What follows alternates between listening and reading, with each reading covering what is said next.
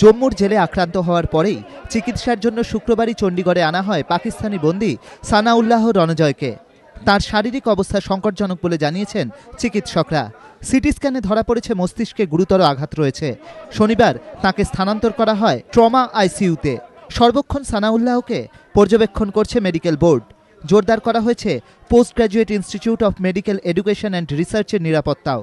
এই পাক বন্দির ব্যাপারে সব রকম কূটনৈতিক সহায়তার আশ্বাস শুক্রবারই দিয়েছিল ভারত। সেই মতো এদিন সানাউল্লাহকে দেখে যান পাকিস্তান হাই কমিশনের একটি প্রতিনিধি দল। হাসপাতাল সূত্রে খবর, চিকিৎসায় সন্তোষ প্রকাশ করেছেন তাঁরা।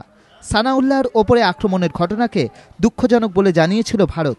ঘটনার পুনরাবৃত্তি রুখতে যেসব জেলে পাকিস্তানি বন্দীরা রয়েছেন সেই সব জেলে নিরাপত্তা আরও জোরদার করা হয়েছে। কেন্দ্রের তরফে বাড়তি সতর্কতামূলক ব্যবস্থা নিতে বলা হয়েছে সব জেল কর্তৃপক্ষকে। ইতিমধ্যেই উত্তরপ্রদেশের বিভিন্ন জেলে থাকা 24 পাকিস্তানি বন্দীকে সরানো হয়েছে জেলের হাই সিকিউরিটি ব্যারাকে। কঠোর করা হয়েছে পাকিস্তানি বন্দীদের সঙ্গে দেখা করার নিয়মও। অন্যদিকে সর্বজিৎ সিংহের ওপর হামলার ঘটনায় লাহোরের কোট লাখপত জেলের 3 আধিকারিককে সাসপেন্ড করেছে পাক প্রশাসন। তাঁদের বিরুদ্ধে কর্তব্যে গাফিলতির অভিযোগ আনা হয়েছে বলে দাবি পাক বিদেশ মন্ত্রকের। এবিপি আনন্দ।